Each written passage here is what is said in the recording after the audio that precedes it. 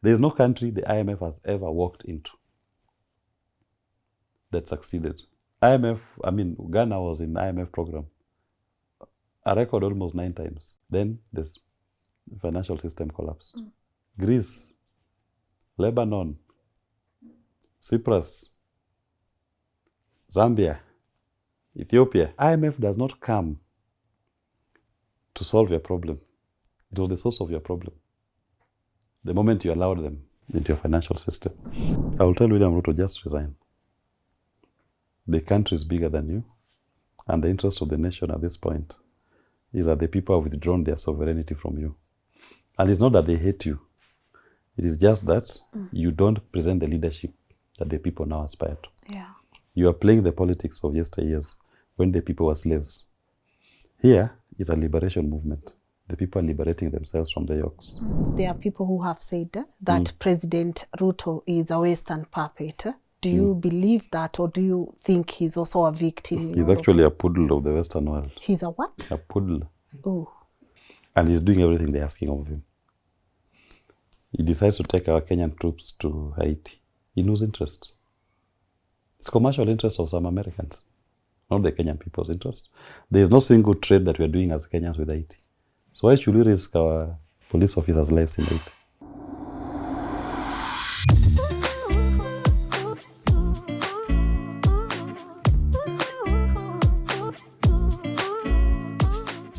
A very good morning to you and a warm welcome to today's episode of LNS. My name is Lynn Ngugi, and guys, I have to say today we are going to have a very much needed conversation.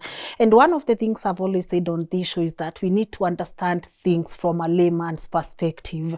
And we are living in great times in our nation because one of the things I'm loving is that people are able to use their voice for what is right. And there's a question a lot of people have been asking: what really is IMF and World Bank, and what's their role in our country? As you can even remember, just the other day we saw the diaspora community march to their offices and say, you know what, enough is enough. You guys, what you're doing to our country needs to be over. But do they really play such a big role in our country, or are we using them as a scapegoat for what we are going through? My guest today has been very vocal, and he said, you know what, Kenya is broke. Tuache kubishana left, right and center. We need to address things as they are. Kenya is broke, and what we need to be talking about right now is the next course of action. And he will be talking to us extensively about the role of IMF, World Bank and other lenders in Africa in general, and also tell us what's next in his perspective. I'm about to let him introduce himself and also walk us through this conversation. But before that, you know, I have to say thank you to our amazing partners of today's conversation, Tap. So if you are watching this from diaspora and you would want to send money to your loved ones back at home for any projects, ama tu ajibambe, you can use Tap.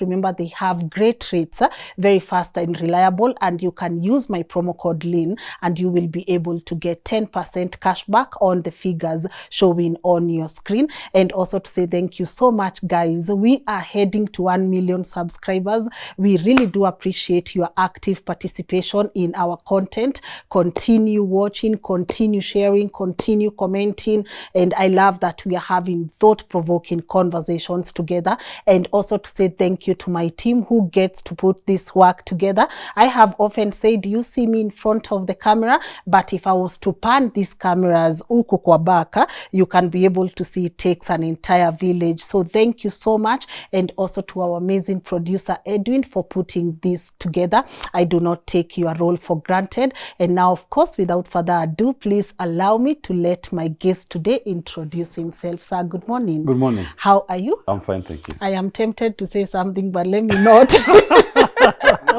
Nianguke nayo. I want to say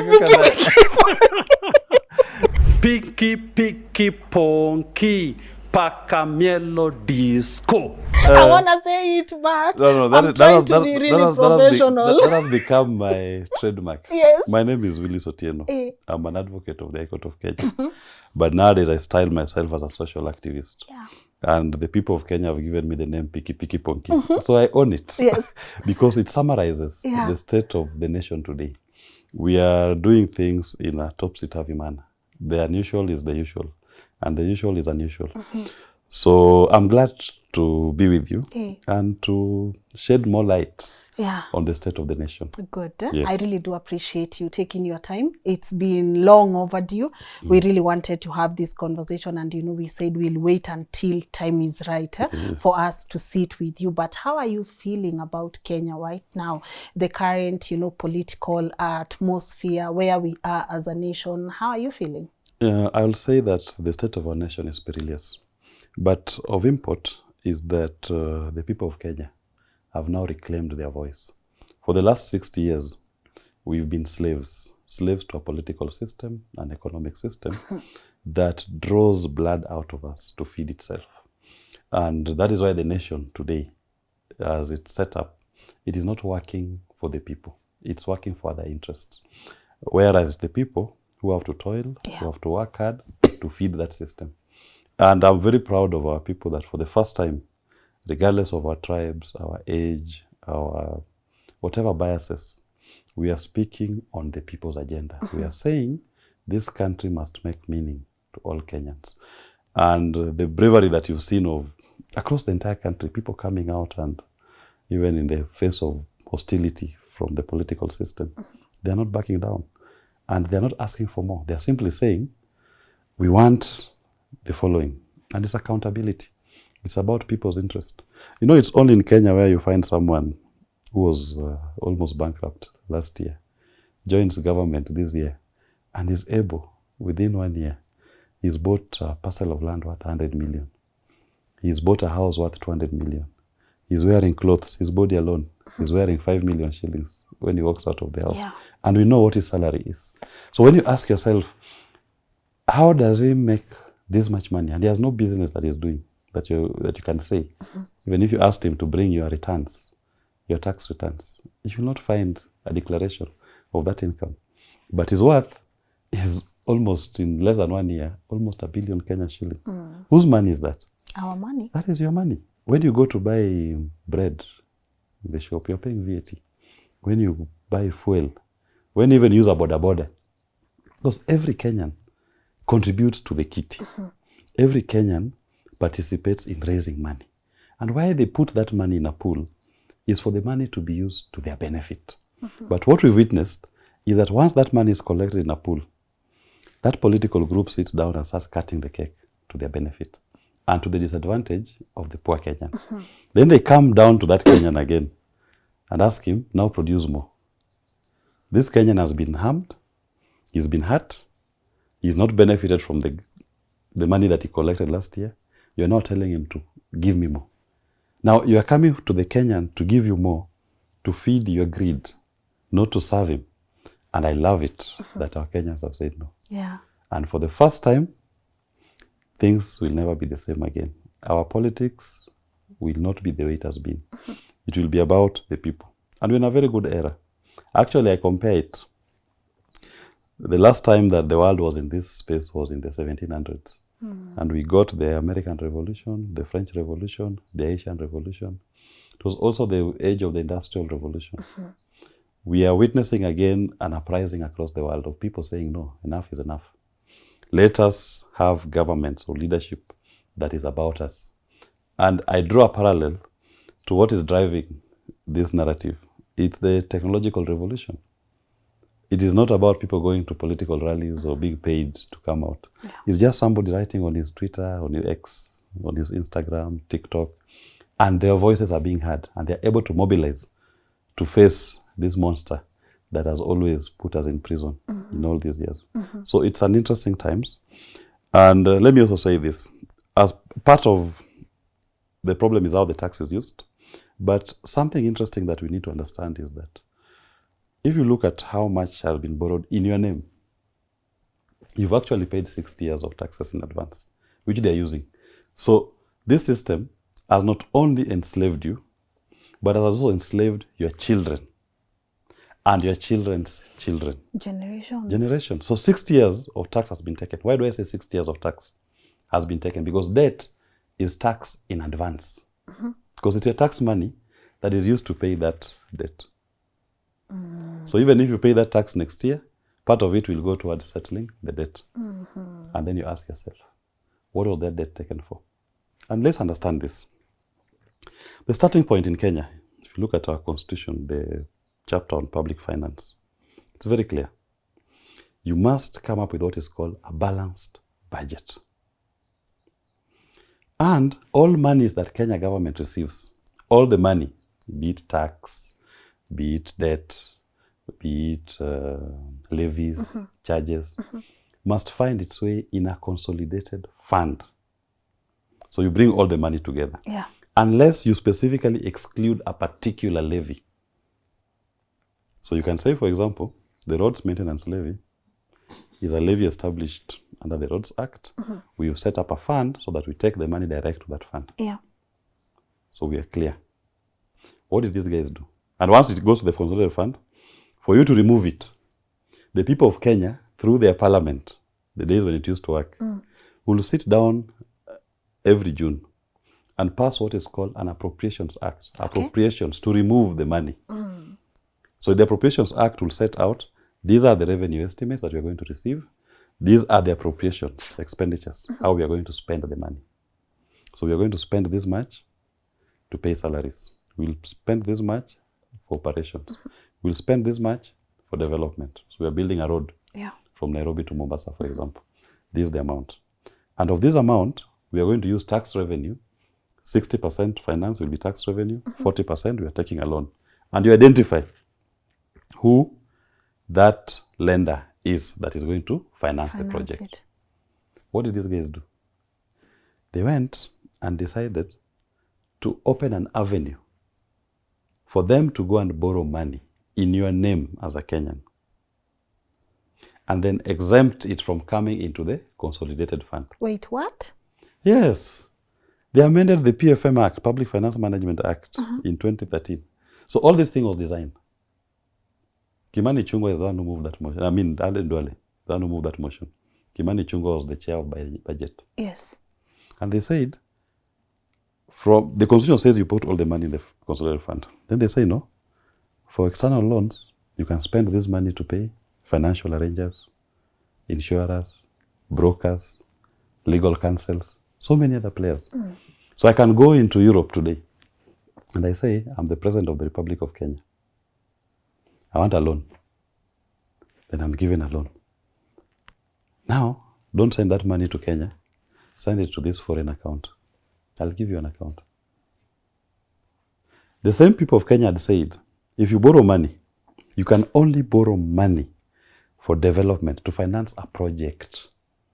I am doing Thika Road, or I'm doing the road from Thika, expanding it all the way to Nyeri. Yeah. That's a project. So you can only borrow money to pay for it. And when you're doing that Thika Road from Thika to Nyeri, do you know what it does? We know that this project should be viable. So we are going to spend, let's say 100 billion. So I'm going to pump 100 billion into the economy of that road. Yeah. During construction, I'm going to use largely, for example, local materials. So the cement manufacturer must manufacture more cement. I'm going to employ skilled and unskilled laborers on that road. So people will have disposable income who are employed in that project. Yeah. So in the evening, the cigarette seller will sell more cigarettes. At lunchtime, the baker will have to bake more bread because you'll have these people consume a lot of carbohydrates. Yes. So they have to produce more bread. The grocer must bring more produce in the evening for them to go home with, because they have disposable income. And where does government get its money? Government will be collecting its money from pay-as-you-earn, from the VAT that is collected from the consumables. So during construction, the cement manufacturer has employed more people.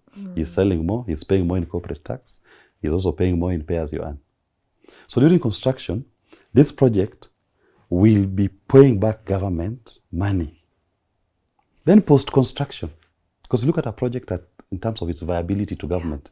So post-construction, Karatina, if it is now, it was 1 hour from Nairobi, because of the expanded road network, Karatina now becomes 30 minutes drive.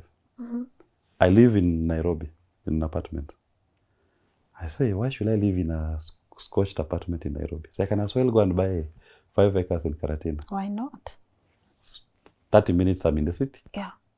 So post-construction, you see a property boom of people moving into that area to buy more property and to build.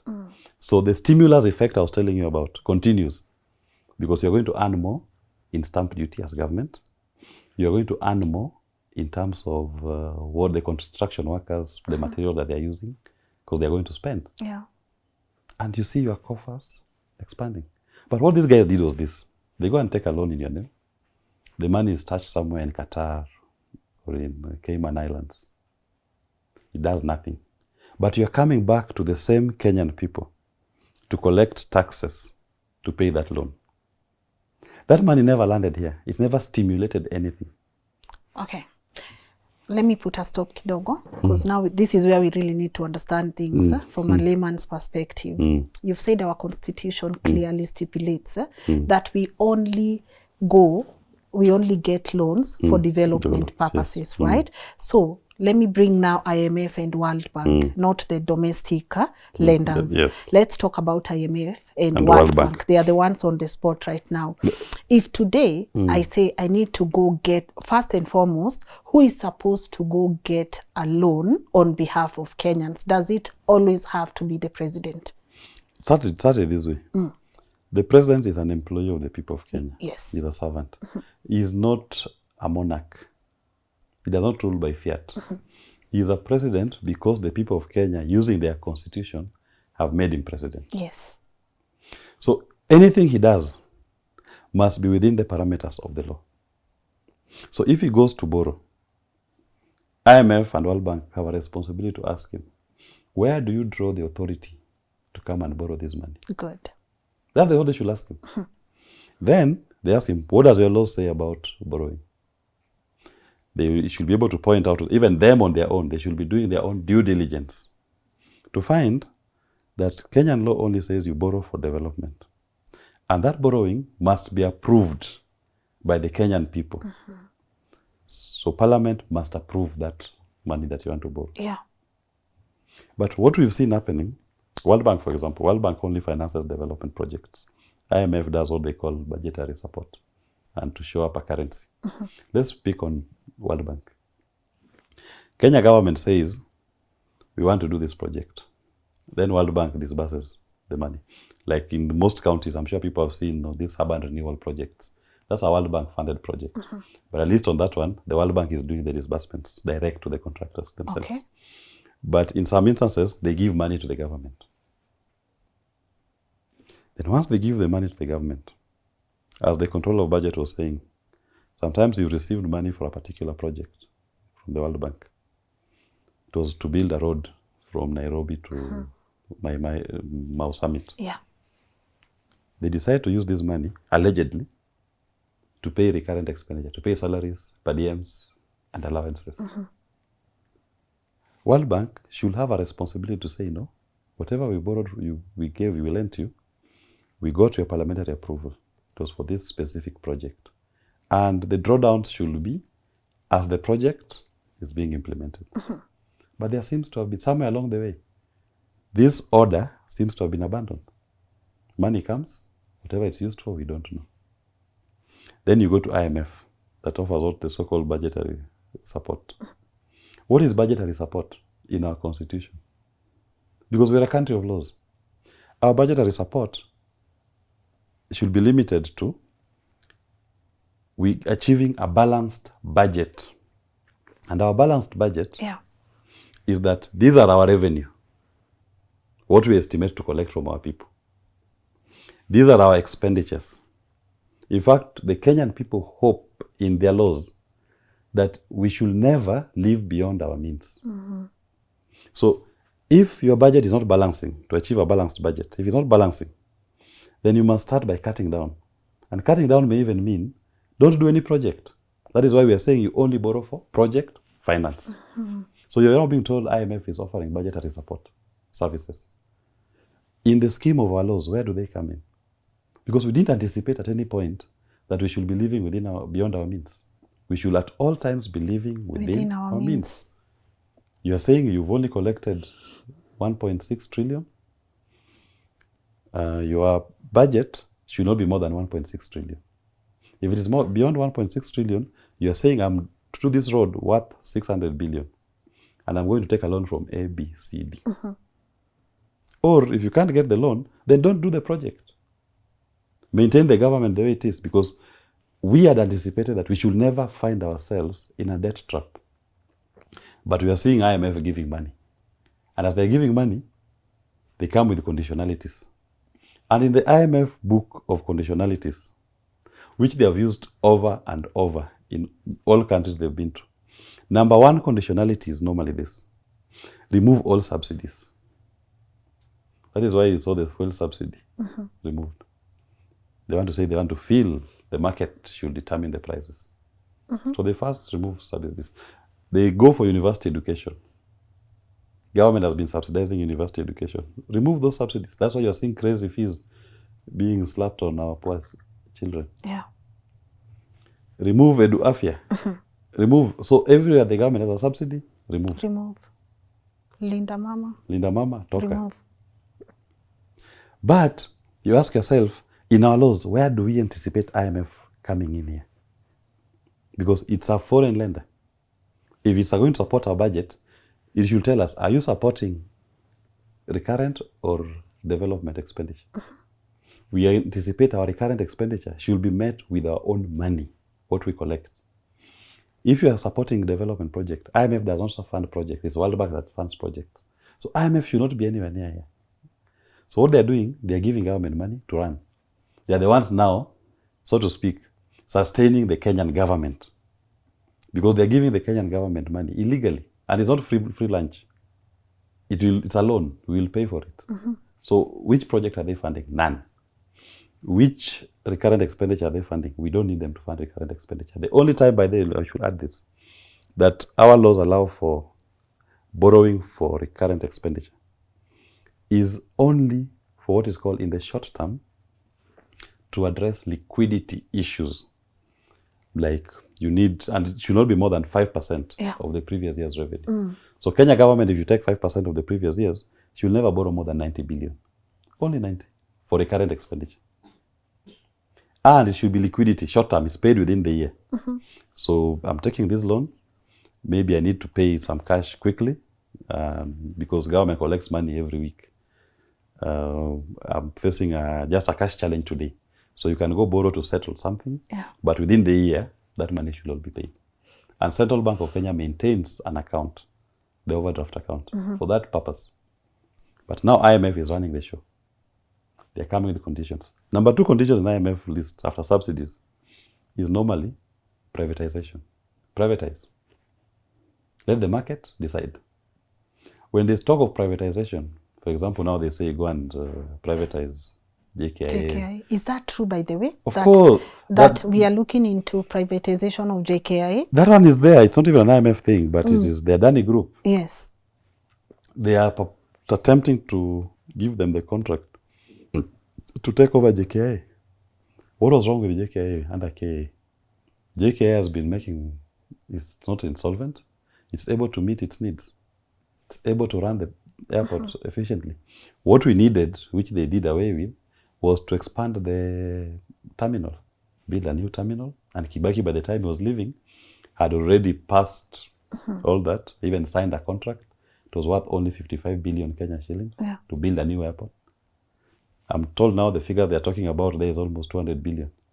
And then they take over that airport for almost 30 years. Go to Kenya Pipeline, IMF will tell you this. Why is government doing Kenya Pipeline? Privatize. So any strategic parastatal that you have is privatized. But as this is happening, you ask yourself, who has the money to buy? Because as Kenyans, we've been overtaxed. Our economy has shrunk. We are not able to bid. We can't buy it. So it is the internationalists, the people in Western capitals who have the money, who will come and buy, or with their local acolytes who've stolen our tax money, that will buy those assets. So perpetually we become a what? We continue being slaves. Because now they have the money, they have the assets. Every time you use the airport, you're paying a minimum 100 shillings. Because entering that airport is 100 bob if you have a car. they don't allow border borders inside the airport. Strategically. Strategic, yeah. So everybody who walks into the airport pays just entrance fee alone. Now imagine owning the whole of it. So you become their slave. And you'll see it in all sectors. So privatization happens, but it is other people, oligarchs, international, but with the local players. You'll find somewhere there's a politician or somebody who has been a top civil servant who is a partner to that person. So they keep controlling you. Number 3, on the IMF one, once they privatize, number 3 normally is that the whole thing fails. There is no country the IMF has ever walked into that succeeded. Ghana was in the IMF program, a record almost 9 times. Then this financial system collapsed. Greece, Lebanon, Cyprus, Zambia, Ethiopia. There is nowhere IMF does not come to solve your problem. It was the source of your problem. The moment you allowed them into your financial system. That is where we find ourselves in. So for the people of Kenya, we must say no. But someone would ask, when I need a loan from a bank, I'm the one who approaches the bank. The bank has conditions. They have their interest rate. They're actually giving me conditions because I'm the one who needs the loan, right? It's not like IMF has put a gun on Kenya, like, hey, borrow from us, it's a must. We are the one who approach them to borrow. They've never said, hey guys, come Kenya, let's give you this money. We actually do. We approach these people and we borrow. So what motive, what's the correlation between now IMF willingly giving us this money, and is there a hidden motive that they want these African countries to fail? Of course, it's true. They've not put a gun on our head to borrow. But there's what we call buyer beware. When somebody walks into IMF to say, I want to take a loan, or I want budgetary support, IMF must do what they call their due diligence. Before we enter into a program with you, are you a country of the rule of law? Where are your laws? Or are you a monarch? You are King Mswati, who rules without a constitution. Yes. That it is your word that you take. But no, you are a republic. A republic governed by the rule of law. You have a constitution. Okay? Give me a copy of your constitution. In terms of public finance, do you have a loan public finance? Give me that loan public finance. So IMF should on their own be able to say, we've looked at your laws and what it says, we can't see our role in your laws. Because as per your laws, you are limited to only borrow for development. We don't have capacity to give development lending. If you want to borrow for development, go to our sister World Bank. Yes. So IMF is not doing this. But you ask yourself why? They are not there for the interest of the people of Kenya. So to them, they've seen an opening where they can control you. Because IMF represents interests. All these things about interests. And which are the interests that show up IMF? IMF does not produce its own money. There are countries that contribute to that. So look at the top contributors. Whose money is it? You'll find number 1 will be the American people as contributors to IMF. So when they use their money, American taxpayers' money, what is the benefit? See, they're the ones who will come and start taking over. Those assets I'm telling you about. The privatized parastatals. Yeah. Because they have money. They are capable of coming, and they want their money back. They'll get their money through. They'll be the businessmen who will buy those parastatals. So IMF has only come in here to lay the ground for them. Then when they come, it's a scorched earth.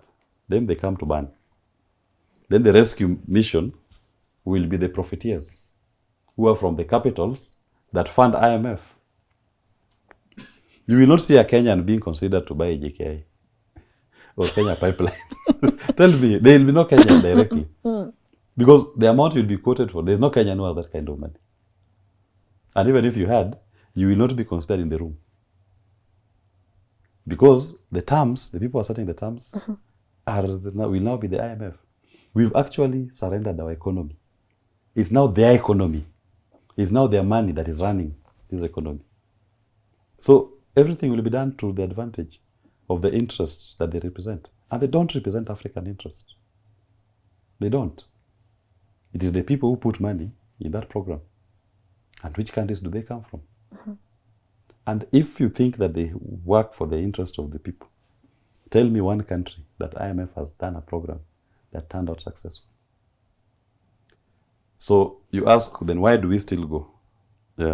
I say that international institutions, they also have a legal and a moral obligation. Before you engage with a country, you must adhere to that country's laws.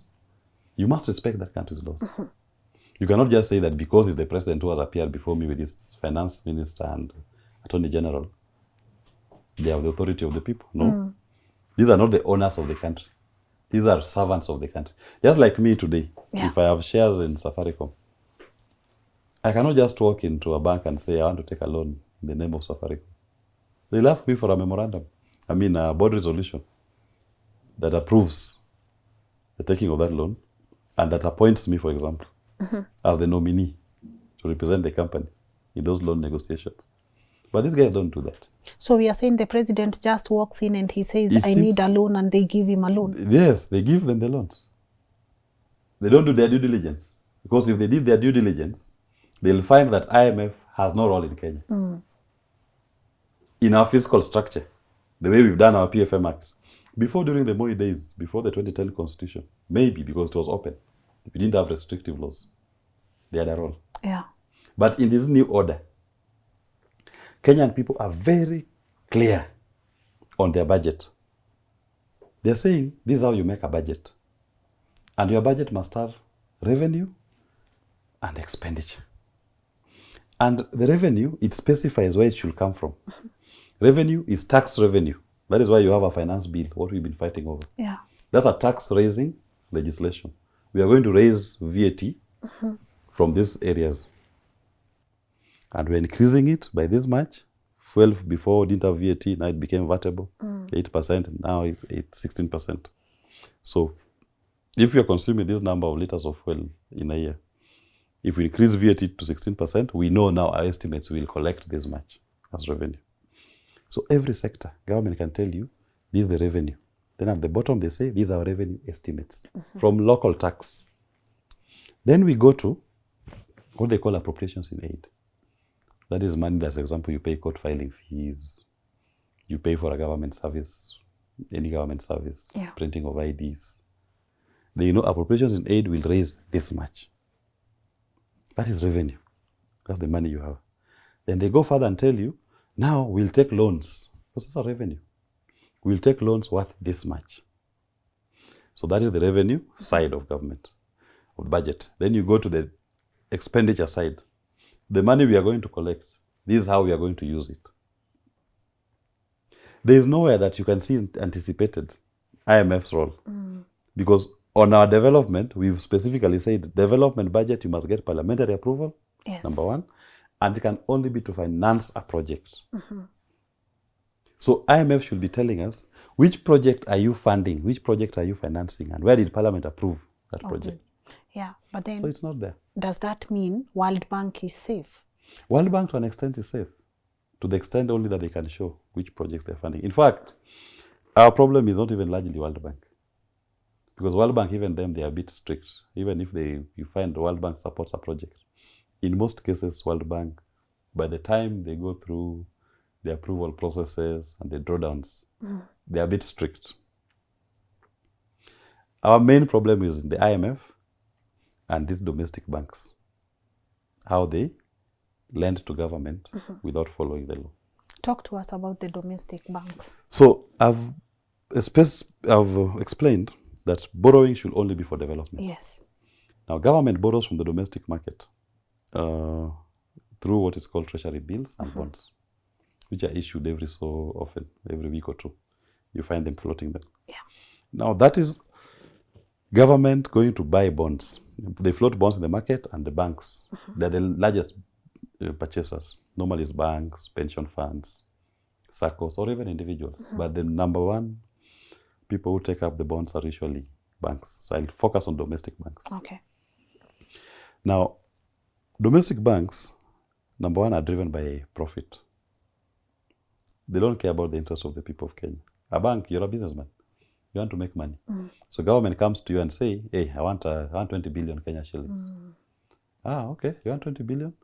Interest rate? I'll put it at, because people float, suggest, I'll put it at 16%. Another one will say 17, 18. Then they do the weighted average. Then the government takes it. And remember, in this case, it is the market that is telling you the interest rate they want. Me, I have 2 billion. I'll only give you at 18% interest rate. Or me, I have 20 billion. I'll give you at 18%. So it's the market that is deciding for you the interest rate for government. So government takes the money. Now, these banks never bother to ask, where is the approval to float this infrastructure bond? Why is Kenya government asking us to lend that money? Because as per Kenyan law, you are required to only take a loan for a project. So this bond that you're floating, which project is it going to finance? So we've seen them borrowing almost over 2 trillion Kenya shillings from the domestic market. But we are not seeing a project being financed that is worth 2 billion. 2 trillion. And we are not seeing in the budget where Parliament and the people of Kenya have said, we will borrow this much for this project, and this will be for the domestic market. It doesn't exist. So understand what happens here. Jimmy Wanjigi did an audit of borrowing over the last 10 years, from 2013 to 2023. And he went year by year, domestic borrowing, year by year. And something interesting that came out of his audit was this. You find Kenya government goes in a year, I think it was 2014, 2015, they borrowed around 298 billion Kenya shillings in that 1 year. And then the same year, they paid 290 billion as interest. Wait, what? In the year when you borrowed 290 billion, you paid as interest to domestic banks almost 280 billion. In other words, if you are fiscally prudent, you had this money anyway. Yeah, you are just less 10 billion. You had this money and you paid it. And government does not have to pay money. Like there's never an agency to pay the money immediately. You could have as well delayed paying your suppliers and collect the money and pay for it. Why are you paying such exorbitant interest when the money was in your hand in the first place? You are going to collect it anyway. Now what happens, and this is the scheme here. These domestic banks you see here, they are the number one borrowers, lenders to government. When they put an interest rate of 16%, government will come to you and I to collect tax, to pay that interest rate. There's a scheme to get money out of your pocket. Because the books, they will say, we have an obligation to pay interest rate of 298 billion. So they come and collect your taxes to pay that bank. That bank is a private bank. Once the money is received, somewhere along the way, I believe, there are people in government who have their share in the interest rate. And remember, the whole scheme starts from, it is you and I who deposit money in the bank. So it's my money that the bank is holding, us as depositors as a group. That is the money that your government, the bank takes to your government. It's your deposit. Yeah. They don't have at your money tree somewhere or a vault somewhere that is their own money. No, it is the depositor's money that they accumulated. They go to the depositor's government and tell him, I want to give you a loan. Then your government takes that loan. Your government comes back to you, the depositor, in increased taxes, collects your taxes and pays it to the bank. The bank credits your account with the amount that they are taken from you, minus interest or minimal interest. Yeah. But they have made a lot of money in interest. That is what is shared.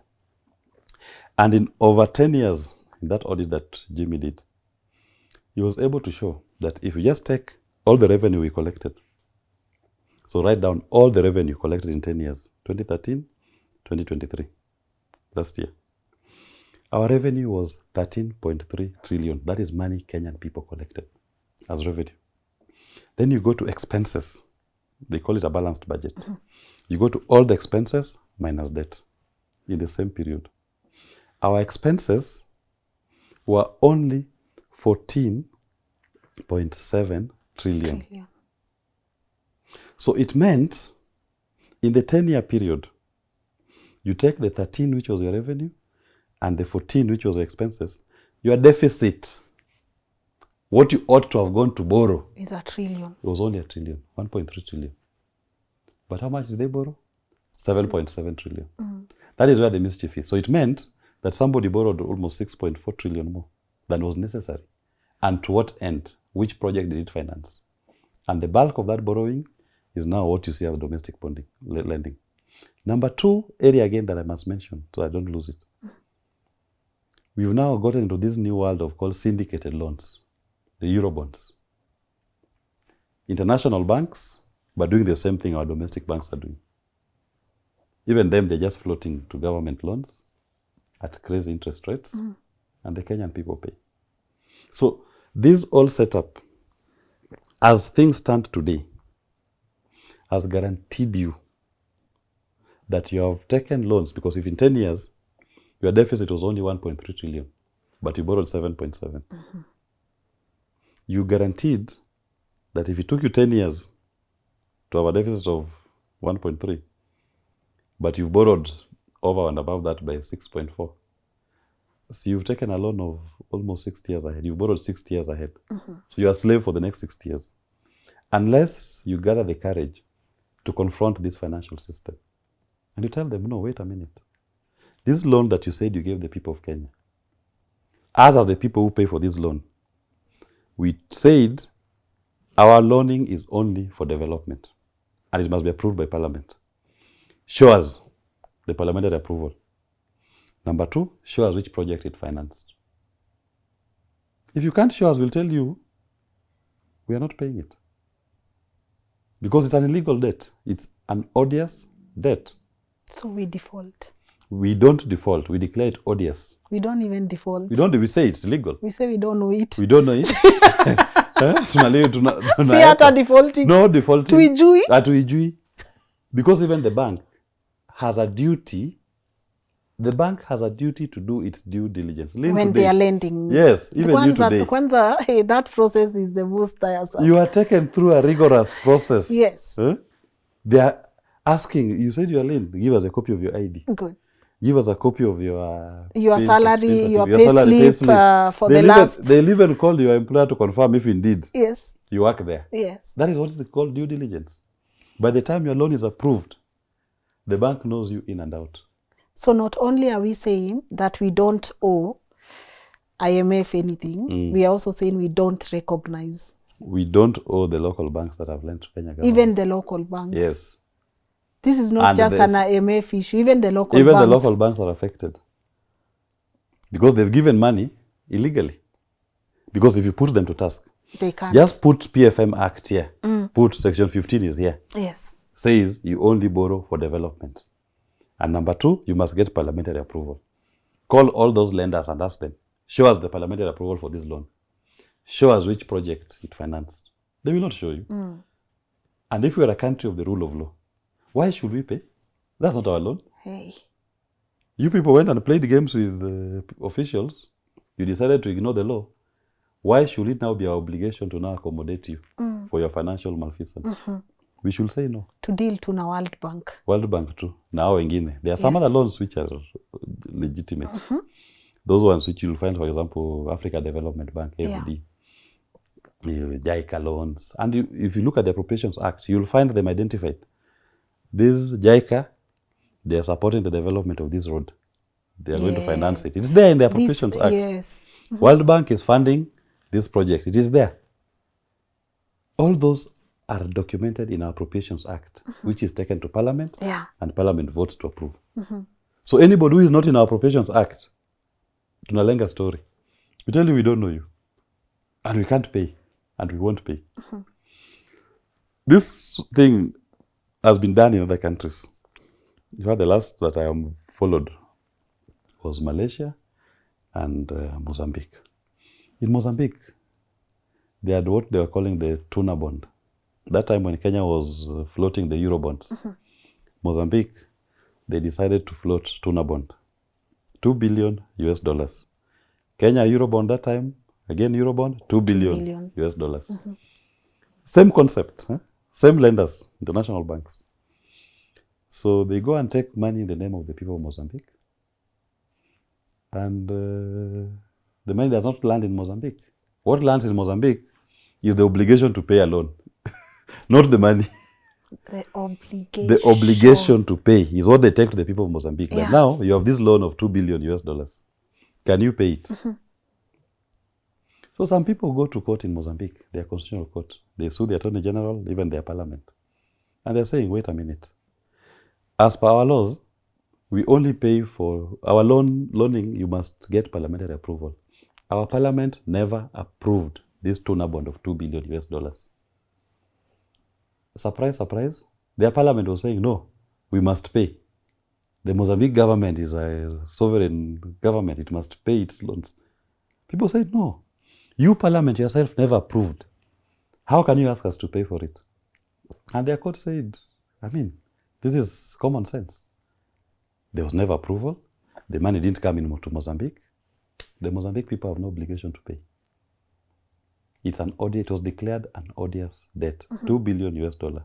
As I sit here today, Credit Suisse, which was the financial arranger, has collapsed. They were forced to pay back that money. Even what Mozambique had been paying, partly paying as interest towards that loan. They were forced to pay.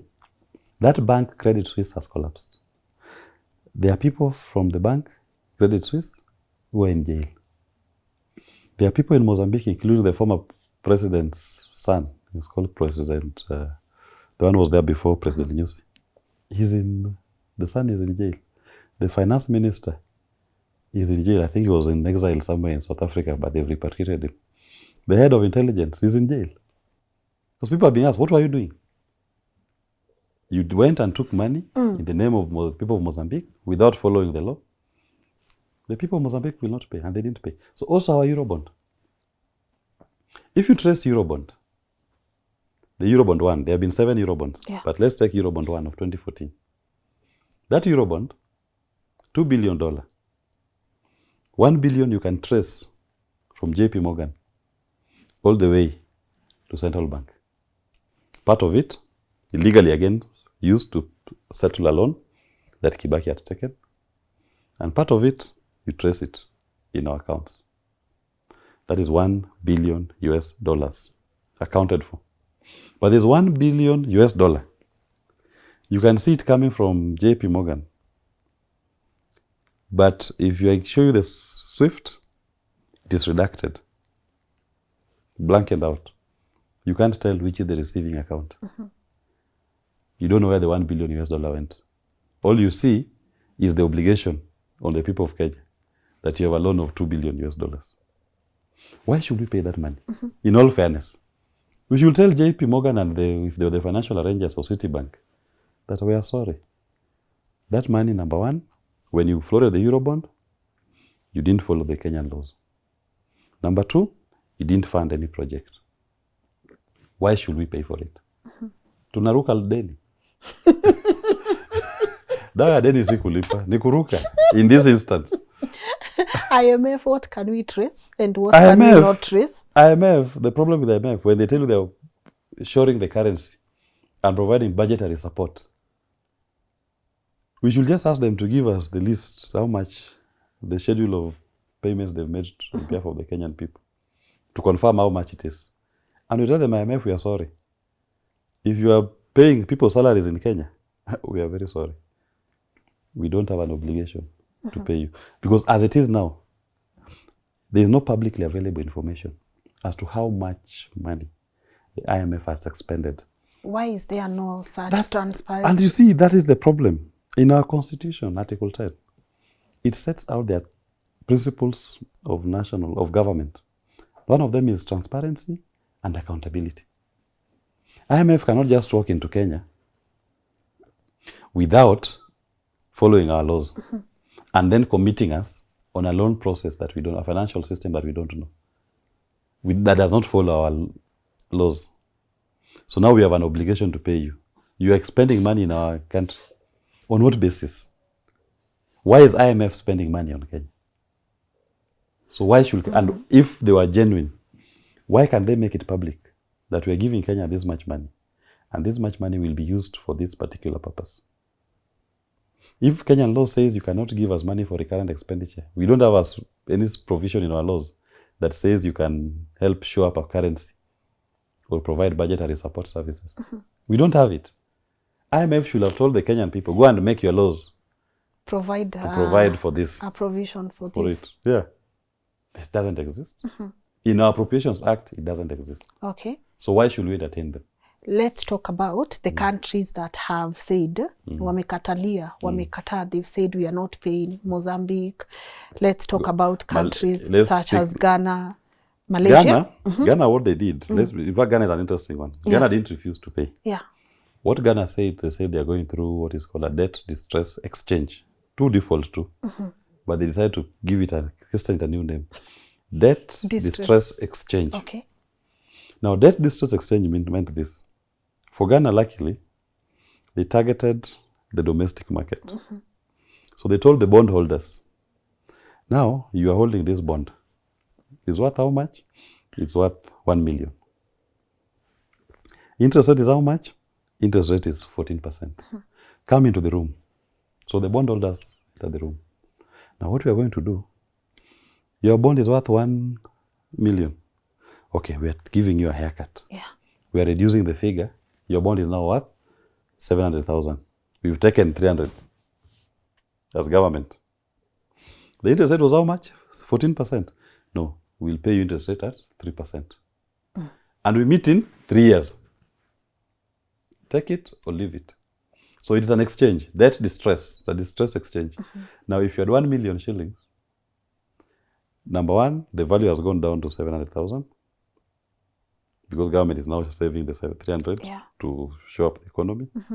The interest rate you're expecting of 14% has gone down to 3%. But the maturity was this year. No, let's meet in 3 years. That's when you'll be able to access your 700,000 Kenya shillings plus interest. Yeah.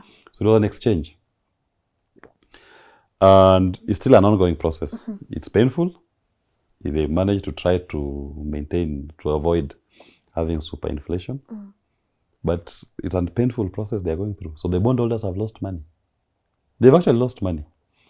They are yet to get to the depositors. So when you saw, for example, the motor vehicle circulation tax, understand, when a government is broke, this is why I always say this government is broke. It comes to your assets. It comes to the sovereign. These loans are called sovereign loans. Sovereign, who is the sovereign in a country? The sovereign in a country are the people. So when the sovereign has a loan and they're not able to pay for it using their taxes, the government comes to the sovereign's assets. So motor vehicle circulation tax was just one identified group of how to capture the sovereign. Yeah. That you own a motor vehicle, I will come and take a fraction of the value of your vehicle. That is what it was meant to do. They may, in some instances, come to your accounts. You have a deposit in your account or in M-Pesa. They decide we are taking 30% of your deposit. So if you are 10,000 on M-Pesa, automatically it dumps down to 7,000. 7,000. You have made a sovereign contribution because the country is broke. It cannot meet its financial obligations. And the rate at which we are going, I'm sorry to say that we are heading there. And the longer we take to look into our debt books and to agree as a country on what we should pay legally and what we should not pay, we are now bestrode with so many legal debts. The debt stock that we have is not legal, most of it. So we need to remove that chaff and only remain with the legal debts. We must start saying we are rejecting this one, we are not paying. This one we are doing and we are subjecting it to a forensic audit. Or this one, we are doing a judicial commission of inquiry to ascertain if the money even ever came to Kenya and who took it and who bears responsibility. Malaysia, when the last prime minister left, they had a similar situation. Illegal debts taken, the one, it's called 1MDB scandal. And they had to recover the money. In fact, the international lenders had to pay back the money to the people of Malaysia, what had been paid. Wow. So when you have a judicial inquiry, a genuine, committed process that wants to look into these debts, you will expose so much. Don't we have an auditor for that? You see, the Auditor General has said publicly so many times that I don't even know your debt register. I don't know even your status of your debts. Because I don't see them. I'm telling you, guys are taking money in your name in Europe. The money does not come into Kenya. How will the Auditor General have sight of it? The control of budget, and maybe I should explain this also further. Yes, please. When I said about all money is coming into consolidated fund, you bring all money into one basket. Yeah. Once it lands in this one basket, for it to come out, the control of budget will be looking at the Appropriations Act. Okay, this was appropriated for this amount, approve. This one, approve. Approved. So they wanted to avoid that scrutiny in our constitution. That is why they decided you can take money abroad and direct it to go to another account without coming here. Yes. To avoid the control of budget scrutiny. So even control of budget, she says, I don't know how much money you people. Hey. Yeah. So who knows? So these are publicly funded institutions. Yeah. They are constitutional offices. So they are telling you two major ones, control of budget, And the Auditor General. They are telling you, we don't know. We don't know your debt stock. We don't know your debt register. We don't know how much you've paid and how much is owed. Now, assuming we want to sue IMF, who do we sue? Or assuming we really don't want to do, we don't want anything to do with this debt. Mozambique, they sued there. Yeah, they sued Credit Suisse and the parliament. Yes. So even in Kenya, we can sue our government. And we can enjoin IMF there as an interested party. And we're telling our government, IMF has no business being here. Why should it participate in illegal borrowing to the administration? So we can do it here in court. Why have we not done it? We can take up, actually there are people who are having this conversation as we speak. In fact, there was a case that has been filed in the East Africa Court of Justice on this same issue. But we need to also have more cases filed in Kenya and internationally. The time has come when we need to now put these international institutions to account for their dealings with political leaders. Because they've had a free hand for far too long to mess up economic systems. And when you mess up an economy, you're messing up a generation. Because the effect of a collapsed economy is in the children who are being born. They will not get quality education, quality healthcare. The economy will shrink. They will not have jobs. It's loss of lives. That's why somebody can comfortably say that the life expectancy in Kenya is 50 years. And in Europe, the life expectancy is 75 years. Why? IMF is not doing the same things in Europe. They are doing them here. And these things percolate and affects the entire economic system of the country. So the country just starts breaking apart. So does the president know this? Does the president know that Kenyans intend not to even pay the IMF loan? Yes. As, for example, as Jimmy and I, we belong to a party called Safina. Yeah. We've made it clear. Maybe I should tell you this. There's a time early in the year, late last year, we went to Parliament. There's a committee of Parliament called the Debt Management Committee, Parliamentary Committee on Debt Management. And we are telling them, this committee is a special committee. It was just set up by them in this Parliament. We are telling them, the problem of the country is debt. And that debt that is strangling us, bulk of it is illegal. Can Parliament do an inquiry? Do you know, those committee members were laughing at us. They were arguing with us that it's not possible. Treasury people are doing their jobs. The banks will be doing their jobs. Even IMF cannot lend money legally. That's what you think is not possible is what is happening. That's why we are here. If they are doing their job, we will not be here. If they are working according to our laws, we will not be here. They didn't take us seriously. In fact, the compromise was that they were going to invite the Treasury and us to have a joint session. We explain, they rebut. That meeting has never taken place. But surprisingly, last month, I saw the CS for then CS, Ministry of Health, appeared before the same committee. And they were asking a question about 12 billion loan. The Ministry of Health said, we don't know that loan. We've never seen it. But they're like, here's the book saying that this loan was taken by the Ministry of Health. The ministry said, no. We've never taken that loan. We've never applied for. They've even been told, but the repayment has been made. It's being made over time. CBK has been disbursing money to settle that loan. The ministry said, we don't know that loan. Wow. That is the state of your nation today. Wow.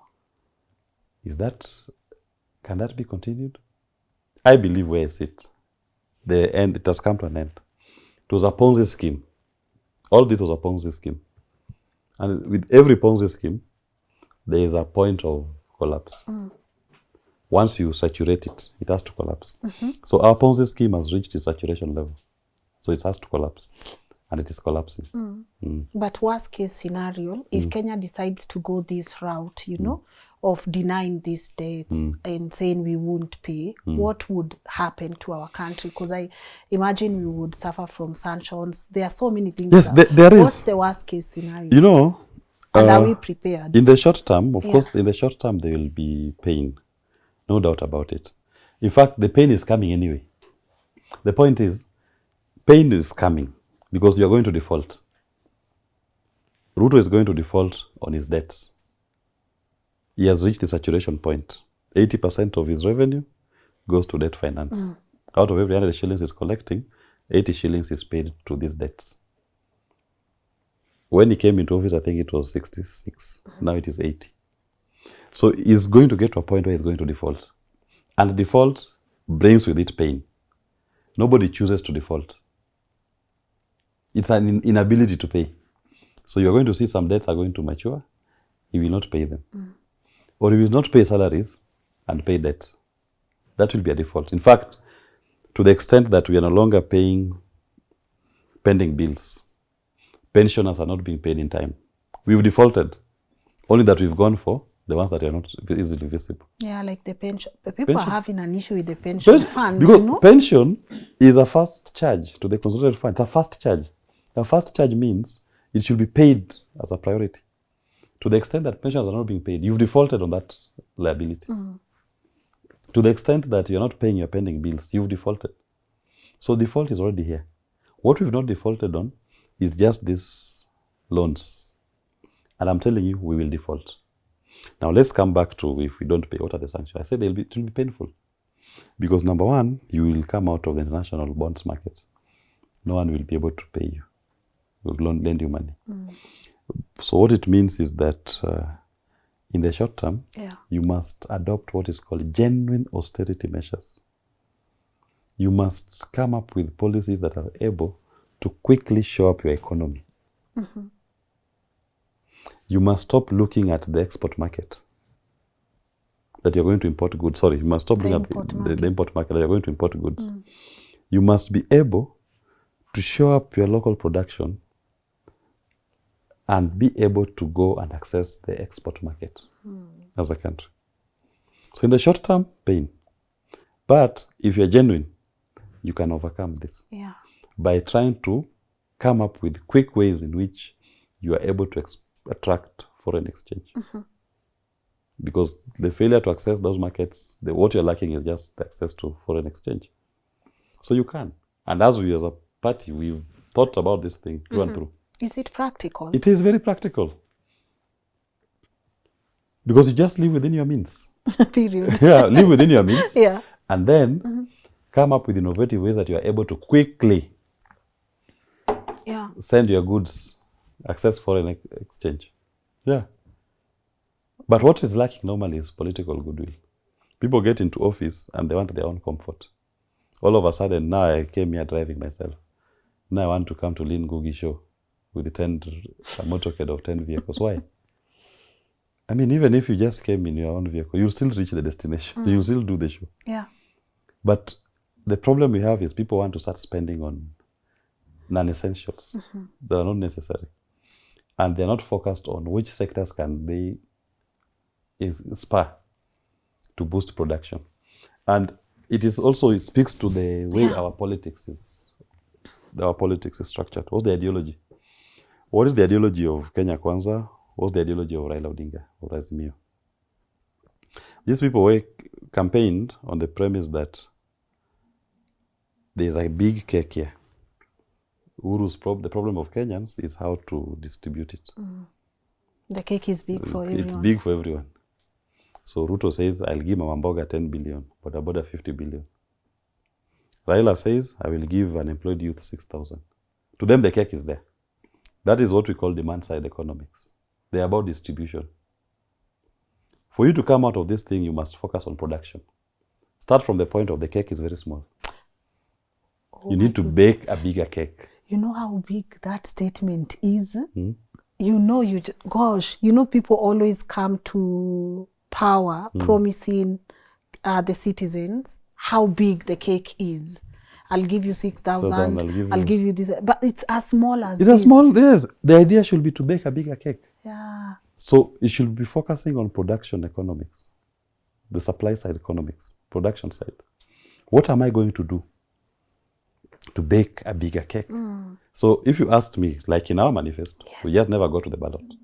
We were saying, for Mama Mboga, I don't have to give you money, 10 billion. I look at Mama Mboga coming from Meru every morning with the vegetables to Mirikiti market.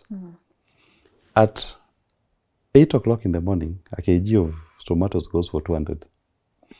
At 1, because they're closing the market, the same kg is now going for 100. 160. Because the product is perishable, the market is closing. Yeah. And yet still, they even have a lot of wastages. Why don't I get landing rights to Mama Mboga to land their vegetables in Lagos market? There are 15 million people living in Lagos. They import the bulk of their vegetables from Europe and America. So that instead of driving to Mirikiti, drive to Wilson or JKI. There's a chartered flight from Kenya every morning landing into the Lagos market with vegetables. What will you have done to this Mama Mboga? You'll have empowered her. You'll have encouraged it because now you've opened a new market. Yeah. Whereas Nairobi here, you're dealing with 8 million people. You've still retained your 8 million market, but you're now exposed to a market of 15 million. Yeah. Look at the entire value chain from the farm all the way to the market. The driver, the packers, the travel agents, you see. And you're going to earn foreign exchange from that Lagos market. The money is coming back to Kenya and feeding our economy. Those are the kind of things we should be talking about. How do we bake a bigger cake? Yeah. Kibaki, sometimes people take these things for granted, and will allow me just to repeat it. When Kibaki became president, FM stations were concentrated only in certain urban areas. Yes. Nairobi, Eldoret, Kisumu, Mombasa, but just very urban areas. And there were only few FM stations. I think he's not even a nation capital, but limited circulation. Then Kibaki says, why are we restricting the airwaves? What's the problem if somebody decides to broadcast, you give him a frequency to broadcast in Kisii, in Gusii language? What's the problem? What's the issue? But the issue was, that time the political system wants to control access to information. They don't want an empowered population. Yes. But Kibaki was seeing, when somebody is having his FM station in Kisii, broadcasting in the Gusii language, the cement manufacturer in Athi River here, who has a problem with market penetration, will be able to go to Gusii FM and advertise his product. So market penetration will be to the bottomest part. Yeah. So there's an appetite for rhino cement in Kisii that was not there before because they've been made aware of this new product. Yeah.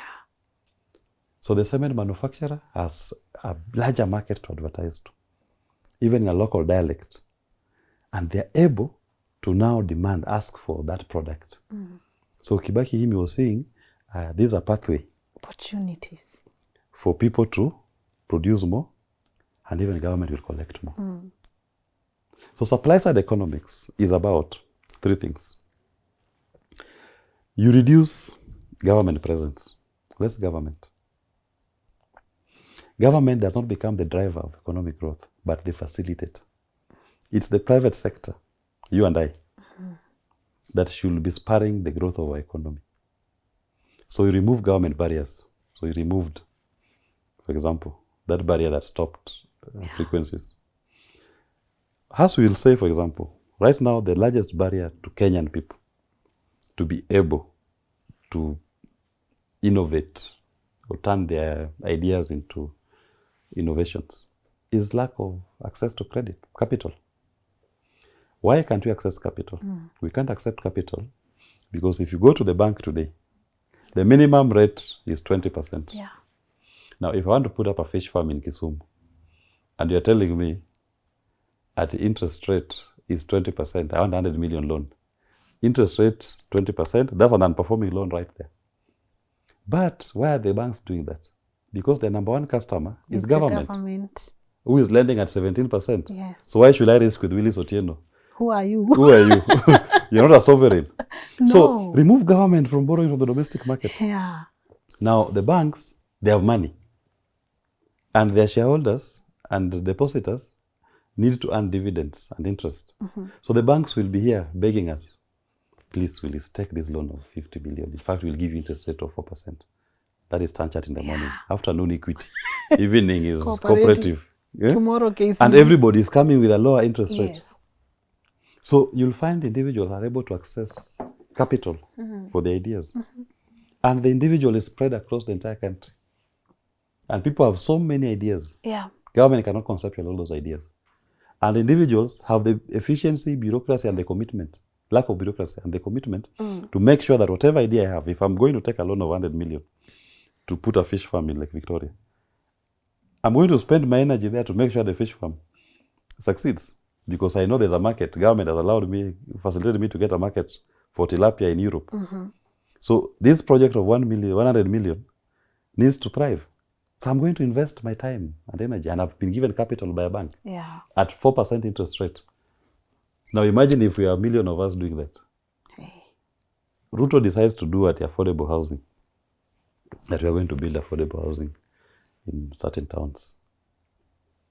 If you want to address a housing deficit in this country, government cannot be the driver. Government should be a facilitator. Why don't I have a flat in Nairobi? Because if I went to the bank today, the interest rate will kill me.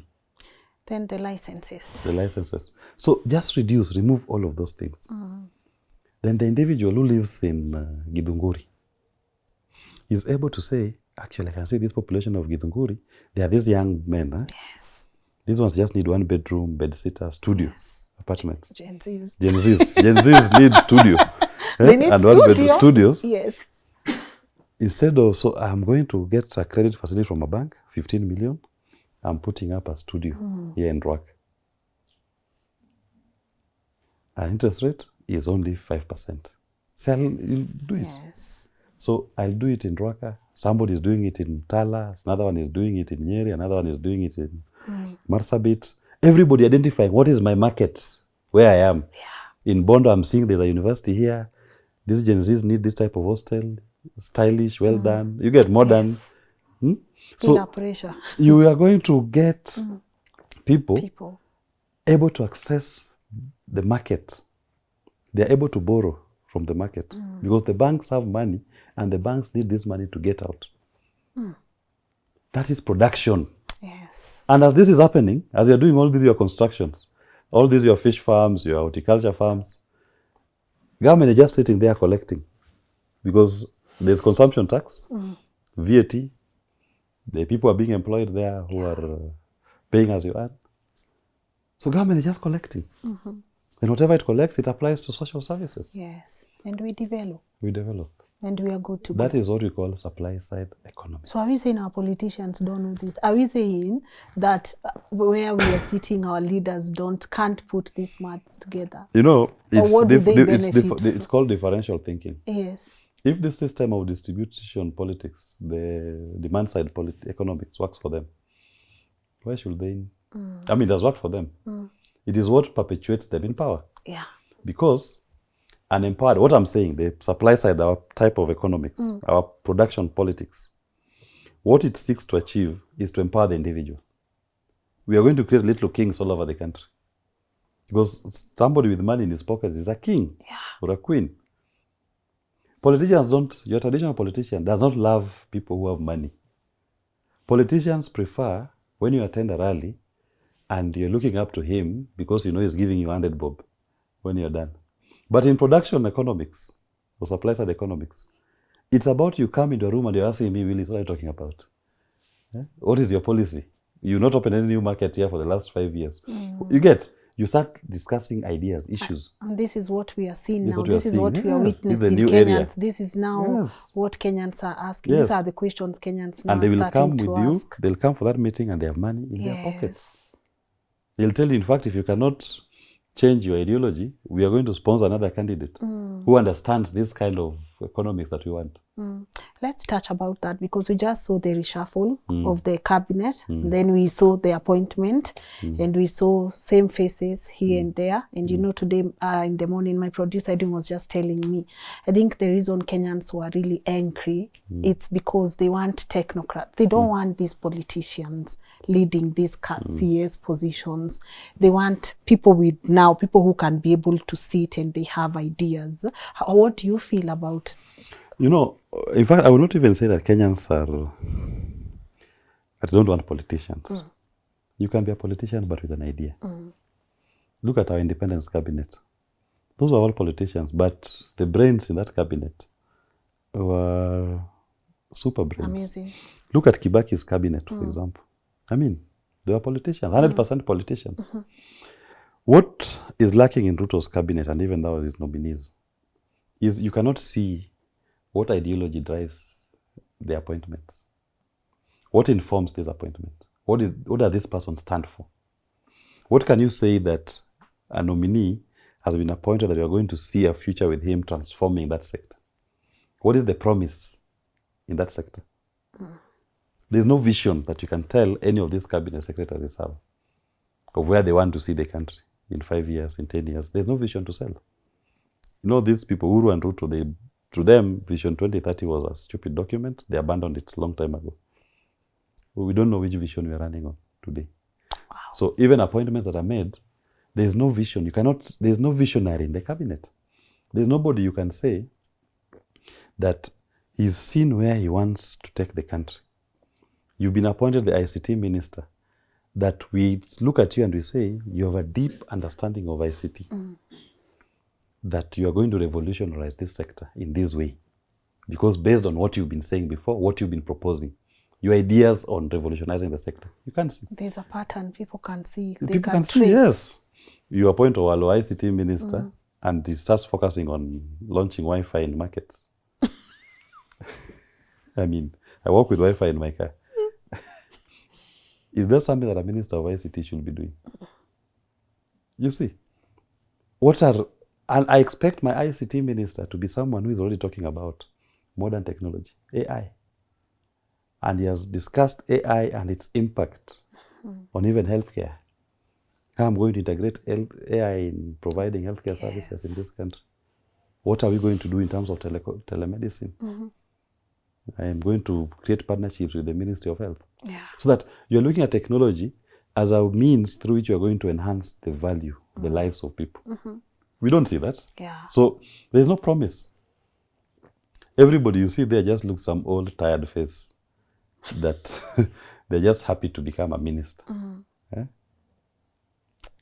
So that's why Kenyans are not, even if you look for politicians, I'd say, if you look for a politician who is visionary, who is a thinker, who you can see understands a deep detail of that particular ministry, I don't think Kenyans will fault him. But if you're serving as same old, because we are going to the history of all these people, there's nothing inspiring about them that they've ever said about this country or that particular docket that they've been placed in. So there's no promise. Kenyans, or people generally, people live on hope. And people want to, and that's why religion exists. Religion is about hope. If people lose hope, then they lose everything. They lose everything. So Kenyans are in a state where they've lost hope. And Ruto's cabinet appointments, if you wanted to continue with that thread, he should have appointed people that when you look at them, you say there's hope that tomorrow will be better. But you can't appoint people who, when you just do a Google search, It's just scandal after scandal. There's nothing. It's hopeless. So he has a hopeless cabinet. I don't expect anything from him. Yeah. I don't expect anything from his cabinet. And if you're a keen observer of leadership, the rain started beating us on the day when William Ruto gave his acceptance speech at Kasarani. He never sold a vision. He spoke operations. Nimeweka Biblia chini, I'm going to appoint judges today in the afternoon. So after you appoint them, what happens? Yeah, you're going to appoint them in the afternoon. So you've appointed them. What happens next? He spoke operations. That's why Ruto became the chief operations officer of this country. We don't have a visionary. We don't know which vision by which this country is being driven. The next thing he said, I'm going to distribute fertilizer. I'm going to build affordable. There was no vision that William Ruto sold to the people of Kenya, and he has never done it. So you are dealing with a chief operations officer of the Republic of Kenya. So you are constantly dealing with tasks. You are sent to go and buy bread. He's taken too long to come back. You are sent to go and till the land. You've broken the plow. He's an operations officer. He's not telling you what I want to do. When you say fertilizer, what was the problem? Did you sell a vision of food security? And if you understood that I'm going to market food security as the vision, you couldn't have spoke about fertilizer. You could have spoke about the entire value chain, from training of farmers, identifying the fields, identifying crop testing, which fertilizer we should be applying to which particular soil, which seeds should we distribute, which extension officers do we need to deploy. You get, it could have been a whole the harvest, bullpuck. the market, yes, everything. post-harvest procedures to identify the markets. So he's not that. He's not a visionary. And he's not going to acquire it in office.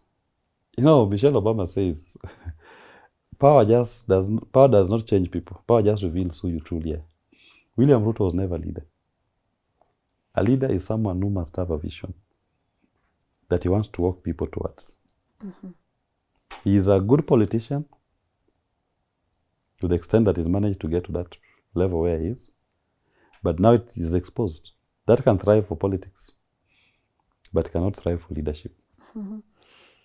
Hence, you're seeing all of these things. So as I look at him today, I don't even think he understands the problem. He doesn't think there's a problem, actually.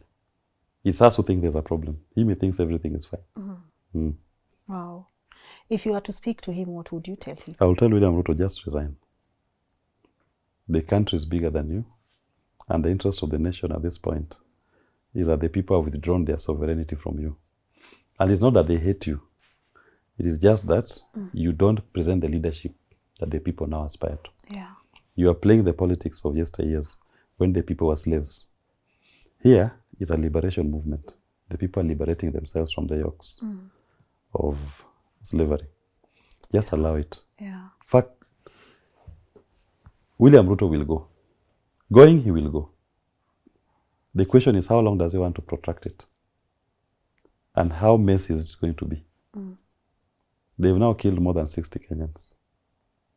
Is he waiting for the number to get to 2,000 before he leaves? Because the more you kill, unfortunately, as a student of international law, some of these things, they start like this. But there's a threshold that once you meet, that people go to demonstrate peacefully and you keep killing them, even international community, the conversation changes. You stop being a leader, the president. You are now a war criminal. Because very soon you'll be saying that these are patterns of crimes against humanity. And once we say crimes against humanity, ICC will be here. You'll be seeing special rapporteurs from the UN here. You'll be seeing court cases filed against you. So the conversation will change. So it is better that you read the signs on the wall. Don't go to war with your people. If they feel that they want to withdraw their sovereignty, they've withdrawn their sovereignty from you, tell them, no problem. We can have elections. I'll resign. And he can even be free to contest that election if he thinks that they may be given a second chance. Yeah. It doesn't hurt. As opposed to this route he's taking, if he's not careful, because you saw him threatening Kenyans yesterday, it's enough is enough. So what will you do? Because the same constitution gives them the right to demonstrate and to picket. What will you do? You'll kill them. How many do you need? 2,000? You can get it. You can kill 2,000. You can even kill 1 million if he so desires. Hitler killed over 5 million. I mean, killing, you can kill as many people as you want. But what's the end game? What will be the end game? You can't say that enough is enough. You are going to stop people from exercising their rights in the Constitution to demonstrate. There'll be consequences on you. So everybody must be ready to live with these consequences. If the people say they are going out to demonstrate, you cannot say that I'm going to kill them. You start issuing threats. If you do that, and the people come out, let him kill them 1 million. He can do it. He has the guns. He can do it. But there'll be consequences on him. If I were him, I will say no. The interest of the nation is better than my own personal interest. I can negotiate a safe passage that we hold the country together. And this nonsense that some people say that if Ruto leaves, Sijui Gachagua will be president, Wetangula. We must put this record straight.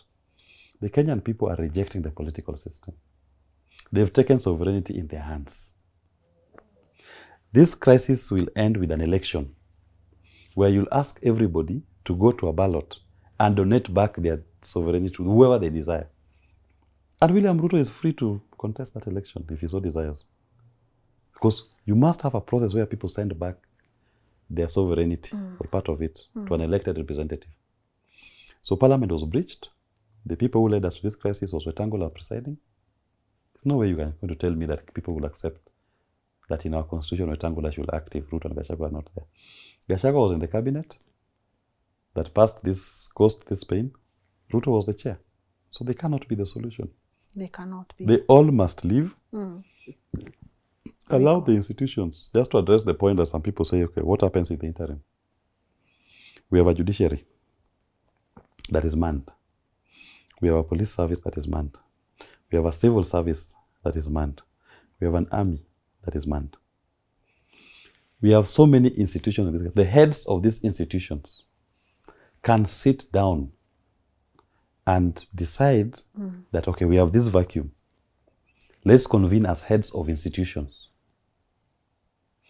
to say we are going to oversee transition. Doesn't have to be the army. These institutions can come as a group and say, okay, no, the interest of the nation, we continue. We make sure that we send the people back, facilitate a process that the people can elect their leader. Because it can also happen that William Ruto, Gachagua, and even Wetangula, in peacetime, without even demonstrations, they can all resign. Nothing can stop them. Or they can happen, by happenstance, they are not there. Are you telling me the country will not move forward? It moves forward. It moves forward. And even somebody is saying that we don't have an IBC. We have IBC. What we don't have are 7 commissioners. The IBC exists in every constituency, 290, with structures, and it is funded. We have a voter register. Once we have these heads of institutions coming together, IBC even sits in that committee as well. They call it the Interim Committee of Kenya. He's told, go and conduct elections. Once they have done the elections, take those results to the Supreme Court of Kenya to validate. And the Supreme Court will say, these are the outcome. We've done your elections. We recognize all our commissioners. We are declaring the winners are the following. I was in Egypt after Mubarak left. Their commissioners were not there. They conducted elections and took the results to the Supreme Court. And Morsi became president. Wow. Egypt is still there. So you can never say that there'll be anarchy. No. This country was built on a foundation of institutions. And those institutions, when called upon, because the most important thing we need to focus on is that in everything we do, you must be facilitating the realization of the people's will.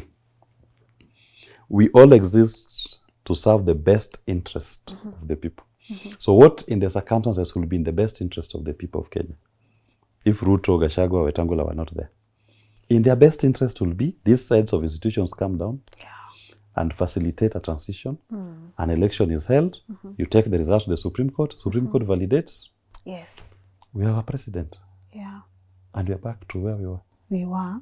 I want to wind up, but let me not let you go before maybe you comment on this. We've seen also a couple of politicians try to take advantage of what's happening right now. You know, the opportunities, people wanting to place themselves strategically. These ones, they want dialogue. These ones, they don't want dialogue. This one wants to be in this coalition. This one doesn't want to be in this coalition.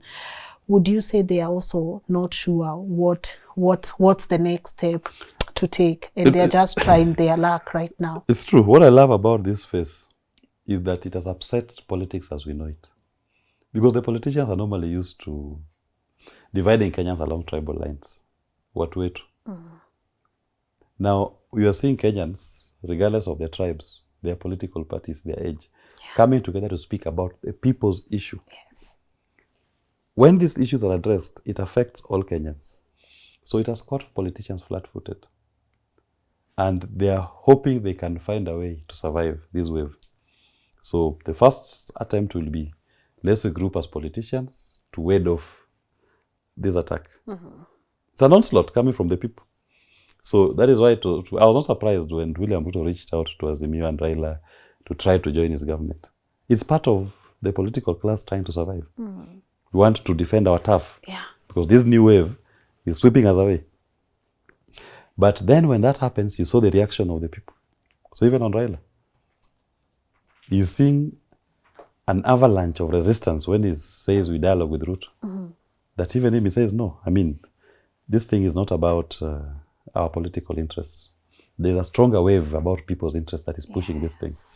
And if I join William Ruto, I'm just going to put myself on the eye of the bullseye. I'll become a target. So you saw him now yesterday release what I call the impossible demands, the irreducible minimums before the talks. Because William Ruto will not achieve any of those things that Raila has asked. Really? He will not. Because one of them is the demand that there must be justice to the victims. So you must prosecute the perpetrators. Is he going to prosecute Kindiki and Komi? He's not going to do it. So that to me was Raila saying, okay, I'm sorry, but this crisis has not been caused by me. It's been caused by the Gen Zs. No, the Gen Zs have caused they have brought this crisis because of your failures. So can you deal with their demands first? Then we can talk. So they will find it very rough. So anybody in politics must start recalibrating their type of politics.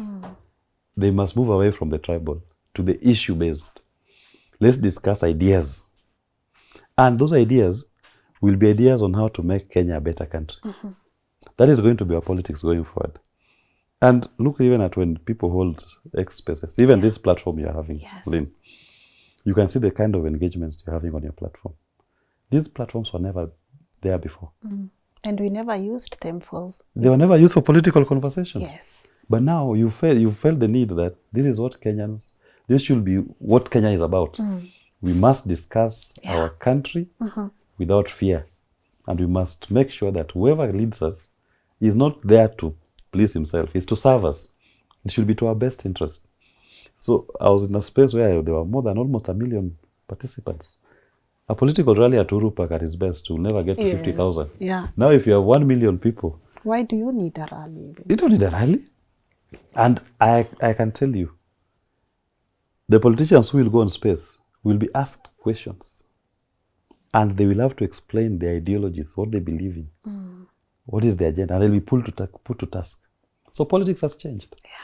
And we must adjust and understand that even when you get into any office or you aspire for any office, especially the national offices, where we are all focused on across the entire country.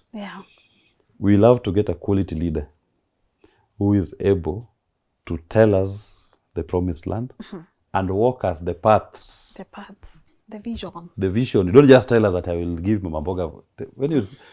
If that last election took place today and you said Mama Mboga 10 billion, you know, on space you will have been asked, where will you get the 10 billion from? Where will you come from? So are you going to increase our taxes to give Mama Mboga 10 billion? Which method are you going to use to give them 10 billion? So politics has changed. Kenyans will question you. Let me give you an example. Like for us, me, I will say, if I was a politician now running, I will say, because I was telling you about supply-side economics. One of the demands of supply-side economics is that you reduce taxes.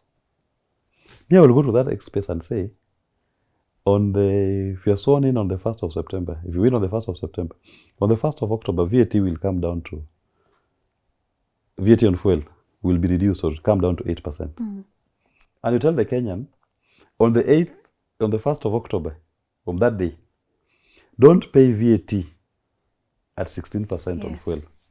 Power is in your hands. Go and start computing your VAT at that rate that I've told you. Is it 8 that I committed to? Yes. Is it 8 or 0? So you must come up with policy that give people power in their hands. I don't have to wait for CG Parliament. No, Citizens you say must feel they have the they power. have the power. In their You say, hands. this is my commitment. I'm going to reduce VAT on fuel from 16% to 8% This date. on this date. Market. Market. On that date, kila mtu readjust your the teams, the tax register to that amount. People must have power in their hands, and it is about the people. So you make a promise, tell the people how you are going to actualize it. Tell Mama Mboga, oh, Mama Mboga, I'll not give you 50 billion. They'll be landing rights to Lagos. On this date, I'm flying to meet with the president of that country. We negotiate because we have AFTA. Period. We already have an AFTA agreement exists. So we are opening new markets. We'll subsidize the first flight or the first how many flights. Land there and take your vegetables. Yes. They are new markets. Yeah. You know, Europe and America, their farmers are heavily subsidized. They are heavily subsidized. But here IMF comes to tell you, remove subsidies. How now? Because they want to give them advantage. Yeah. No, I'm saying They are giving them an advantage at our expense. Here you are being told remove subsidies. They are heavily subsidized and they have access to capital at a lot. You know, in Europe and America, interest rate is 3%. Yes. There's a time the interest rates in Netherlands, they increased it to 4%. People went to the streets. They wanted to burn down the country. Because of 1% increase. And that is 4%. Yeah. Here, you're being told interest rate of 25% and you're still at home. Chilling. But we are not at home anymore. No, we are not at home. I mean, we are changing the country. We are And I not like at it that home Kenyans anymore. have now taken this space. Yes. When we'll be having these conversations with people, and I like it that now we have new platforms that we're having these political rallies. You know, previously you'll go to a rally and somebody starts on top of a motor vehicle. Yes. Or at Uhuru Park. Yeah. And he tells you, he talks down to you and goes away. And does this like a flag. Like a flag, and he goes away. There's no questioning. Yeah. Now the campaign will be on X Space, on YouTube. People will be saying, okay, you are here, we are listening, you finish, so tell us, how will we achieve this? Okay, you make a commitment. On this date, so for example, on the fuel one, if, for example, I was to say, we are supply-side economists, we commit to reduce taxes. Yes. And we've identified one tax. An example, you've done your math. VAT on fuel, 16% today. We are committing to reduce it to 8%. So you tell Kenyans, on the 1st of October, go and reconfigure your ATR, if you win, to 16% VAT on fuel. Yeah. That's the amount. So you've given people power in their hands. They don't have to come back to you to see you pass a law. So you made a commitment. Because you know politicians are sweet. No, they that's have what a I'm saying. sweet mouth. No, that's what I'm saying. They have a You sweet tongue. made a commitment Yes. to people. And during we've the campaign. enacted on it. And you've said, this is what I'm going to do. Yeah. And you give them a date at the point of the campaign. Practicability. Practicability. Tell them on this 1st of October, reconfigure your ETMs. Fuel is 8%. So power is in the hands of the people. It's not that nita. It is utabadilisha ETMs, weke VAT at 8% tarehe moja mwezi wa 10. So the power is in the hands of the people. So that wait for somebody to be arrested for not paying 16% VAT. Then you tell that president, you'll know who we are. You said what you said. You said this is a presidential decree that was made and it was a commitment. I'm paying it at this moment. Yes. So you must be able to constantly put politicians or those who aspire to leadership to make commitments that are not dependent on them doing an action. Nita. The commitments should be more of what I will do, me as a person. I will do it without even coming back to you. So your commitments should be self-executing. That I'm able to do this without coming back to you for an answer. Yeah. So that is how you take power away from politicians and empower the people. So any promise should be a promise that empowers the people. You say we are not going to borrow from the domestic market. That's part of the supply side. We say we don't want to take loans from domestic market. Yes. Tell the banks, on this debt, don't give us money. We are not borrowing. We'll work with whatever money the Kenyan people have collected. So withdraw. Withdraw. And you know, there are people who have said that President Ruto is a Western puppet. Do you believe that, or do you think he's also a victim? He's actually a poodle of the Western world. He's a what? A poodle. Oh. You saw him there sitting in the White House, grinning ear to ear because he's sitting on the president's chair. I mean, who does that? You're also a president. So you think he's a better president than you? You represent a sovereign, the sovereign people of the Republic of Kenya. I mean, when you meet the president of the United States of America, he's coming there as the president of the United States of America. Even you are coming as the president of Kenya. You represent our sovereignty. You can't be now grinning ear to ear because you are now happy that he's sitting on the president. No. Not the time when I met another president of a foreign country. And he knew English. He was speaking to me in a foreign language with a translator. Why? Is their sovereign. That's their language. You can't be speaking to me in my terms. You speak in your language. That is part of what is called asserting sovereignty. Don't think that Putin cannot speak English. He can. But if he met with the British Prime Minister, he will not speak English. He'll speak in Russian. Why? To assert himself that I am a sovereign leader leading a nation that speaks Russian. But English is our official language. No, that's what I'm saying. No, yes. The point is, yes. I get the point. When you meet as a head of state of another country, yes, the way you interact with the other person, you should be doing it to assert yourself as an independent sovereign. You don't become his poodle that is putting you on a chair, patting your back. Kaka toto. Where's your sovereignty? But what else? What else would make him a puppet? Why would people allege that he's a puppet? Because he's. I'm going to the wrong word. I don't think I should use that word. Yes, please. He's lied himself prostrate. That's the closest I can say. Yes. And he's doing everything they're asking of him. He decides to take our Kenyan troops to Haiti in whose interest? It's commercial interest of some Americans, not the Kenyan people's interest. There is no single trade that we are doing as Kenyans with Haiti. So why should we risk our police officers' lives in Haiti? Not a single. There's even not a toothpick that comes from Haiti to Kenya, or even a tea bag that comes from Kenya to Haiti. None. There's zero commercial interest. We don't speak their language. Yeah, we don't speak the same language. They speak Creole and French. We don't share any cultural relations. The only thing we share in common is black. And we believe in black solidarity. But should we be the first people to send troops there when they are neighbors who speak same language, same culture? So why is Ruto doing it? When the world is speaking about condemning the atrocities being committed by Israel in Palestine, what does Ruto do when he attends that conference in Switzerland? You see? He's perpetuating the Western agenda. I mean, he can't even take what we call the African position.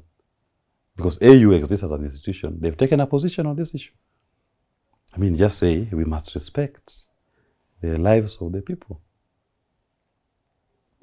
Even if you don't agree with the Palestine independent state, but at least take the AU position then and say, I mean, you cannot be committing this kind of atrocities on women and children and innocents on the guise of protecting your borders. No. He's the only one who goes to Switzerland, joins the Westerners in their G7 to condemn. They tell him today that Russia is a problem. He condemns Russia. Russia is the one now supporting demonstrators in Kenya. Russia is the aggressor in Ukraine. Yet the same Russia, in the first 2 months of being in office, gave him fertilizer that they mixed with soil, sand to sell to us, stones to sell to us. You see, so everything they've asked him to do, he doesn't ask, how high should I jump? When he's told to jump, when he's 100 feet high, he jumps how high? It's already 100 feet up. So he's controlled. He's not implementing our interests. He's not pursuing. He's not there for the interest of Kenyans or even the African. So that branding is complete. When he started here, I remember there's a time when he spoke about de-dollarization. Have you ever heard him mention that word again? He mentioned it once, and when he was started wearing his counter suits, pretending to be the neo-Pan-Africanist. Have you ever heard William Ruto talk about African agenda anymore? Does he even attend African congresses? He doesn't. See, we have an AU meeting taking place in Ghana. Why is he not there today? Why is he not there? So he's abandoned the African cause. But let's wait tomorrow until we have a funeral in America or Europe. You'll be the first one mourning like Bokassa, who was mourning Charles de Gaulle. Have you seen that video of Bokassa? The guy was mourning. You'll think he's bereaved. He's the long-lost son of Charles de Gaulle. Yeah. He will be quick to go. But when it comes to issues affecting the continent, strategic interventions affecting the continent, where do you see him? Have you ever heard him talk about the conflict in Congo? If anything, Uru's office keeps complaining how they're frustrated to facilitate that dialogue process. Have you heard him even say anything about the issue that emerge in Central Africa region? He doesn't. So which kind of a Pan-Africanist are you? But just wait that a small missile or whatever it is happened somewhere in Ukraine where to protect Westerners, he will be number one to comment and to appear. Why? Then he's more comfortable in that space, not in this black space we are in. Okay. Point blank. Yeah, he's not. He's point blank. He's a Western poodle. All right. Thank you so much, Willis. But I don't want to wind up without you maybe adding anything you feel you need to add from your end. Is there anything in regards to what we've discussed that you feel like we've left out that you want to briefly touch on? The only thing I may say is to urge the people of Kenya that this power that you've gotten back in your hands, you must jealously guard it. And don't hand it back to politicians capriciously. The people must win this time round. We are in the space in the world where the last time this was witnessed, as I said, was in the 17th century. When we got the American Revolution, the French Revolution, the Haitian Revolution, where people power became the endearing slogan. And the people won. That is where we are today. It's a new revolution, and that is driven by technology that is in our hands. We must continue. And whichever political system we are going to elect next, we must hold them to account. And we elect people who represent the public interest, not tribal interest. Yeah. It is good that the fight is informed by national interest, not tribal interest. And we should be able to call out anybody who will try to undermine this cause. Because I'm telling you, politicians will want to come back. And their easiest entry point is to bring tribalism. We must continue shunning any references to tribes and judge every Kenyan by the content of their character and the ideas that they have to make this country better for the people of Kenya. Yeah. That's all. Better for the people. For the people of Kenya. I think people should never forget why they are out there voicing their opinions, why they are out there protesting. They really need to always remember the why, because I see it can also be diluted easily. There are some people who have started, just having these conversations, and you're looking at them and you're wondering, how quickly do you think Kenyans forget, Yeah, so I echo your words. People must not forget why they started in the first place. All right, thank you. I want to wind up, but have been reminded to ask you, do you think Kenya has set the pace for other Africa countries or even other countries outside of Africa? It's a reawakening, and Kenya was just the spark. We've reached a point in our times that people are having what we call self-introspection, and they're looking at their lives, what is ahead and what they've lived. Yes. And people are saying, it was not our lot to be slaves. And I did tell you that whatever is happening is being spurred by technology. Whereas before, the political establishments will control your access to information that you can consume. Yes. You now have I have all news on my phone. In fact, as it happens, I know whatever is happening as it is happening. Rarely do you find people watch the 9 o'clock news. Why? Because they have the technology and they're able to network and to connect. Yeah. So that is what is happening across the globe.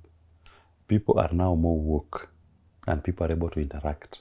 Whatever is happening in Kenya, as it's happening in Nairobi in the morning, immediately is being relayed in Bangladesh. Yeah.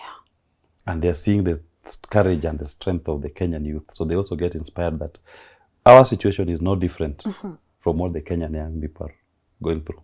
But they've gotten the courage to stand up to the political system. They've now done that in Bangladesh and they've come out in their numbers. In fact, as things stand, everything they've asked for has been conceded, just like in Kenya. In fact, they may just end up kicking out that prime minister who came up with those bad policies. Also in Uganda, they are saying they're enslaved. But as we are demonstrating here, as we are discussing on space, there are many Ugandans who are joining. In Nigeria, somebody was telling me, a Nigerian friend of mine, that the day when we went to the streets on 25th, there was a musician called Davido who was wedding. That the Kenyan news in Nigeria was bigger news than Davido's wedding. That they couldn't believe it. That Kenyans made it to the world, and it was big in Nigeria than Davido's himself on that day. In fact, the top trend in Nigeria, the videos, what they were following was the Kenyan news. And people were showing solidarity and support, admiring what the Kenyans are doing to liberate themselves. So it tells you that Kenya can be the spark, but technology has been used as a vessel to fuel this. So it's a reawakening period. The boomers, I don't bother about them. They were beaten to a pulp. They didn't have technology. How many of them even know how to use WhatsApp?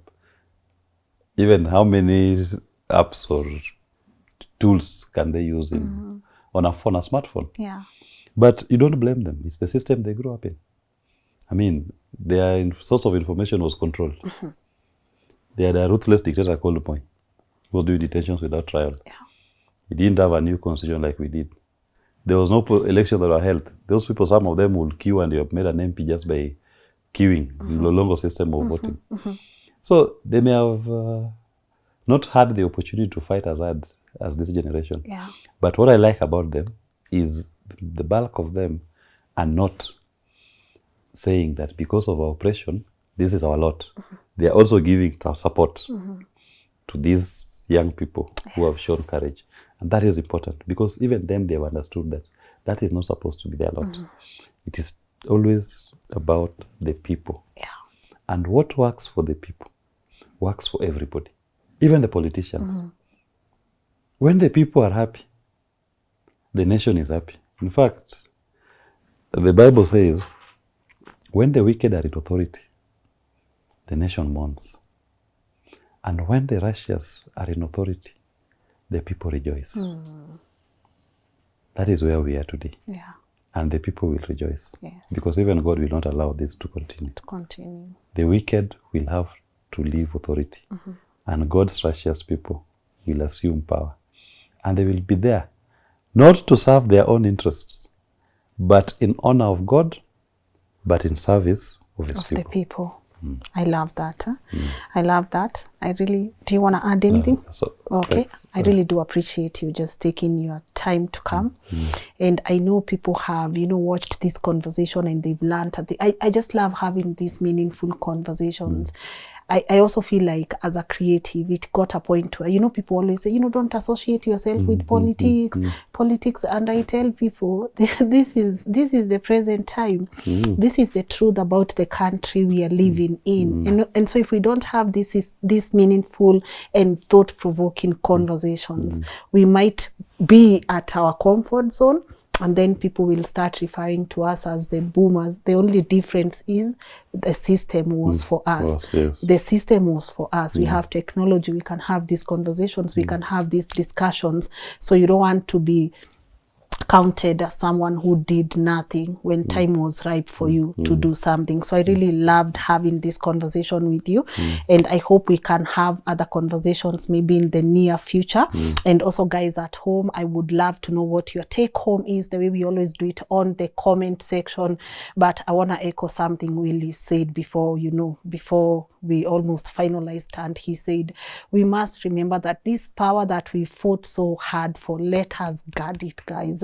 Let us guard it. I see how things are happening. I see how people are trying to take advantage of this situation. I see how the country can sometimes be divided on these issues. So just make sure that you guard whatever power that you've been able to take back, and it's going to serve a purpose.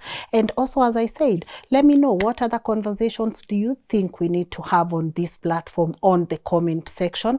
I believe my job is done here today. A huge thank you, of course, to our guest, and you can connect with him on his social media platforms. I'll be putting them on the screen, and they will also be pinned on the comment section. And also, if you have a question, you can also put it on the comment section, and we'll get hold of him. If there's something that you feel he needs to clarify, also put it on the comment section, and we will be able to get his view and give you that feedback on the comment section if we can. But other than that, thank you so much to our people at TapTap for coming through. Spoke about them at the beginning of today's show. If you're watching this maybe from diaspora, you are looking for a platform to send your money back home with, you can try them and also give me genuine feedback about them. I always say I never want to sit on this chair and sell you products that are not impacting your life. So give me feedback as well, and also to my team for making sure that we continue bringing you conversations that have the ability to impact lives one story at a time. My name is Lynn Ngugi. Hopefully I get to see you tomorrow at 10 a.m. Bye-bye.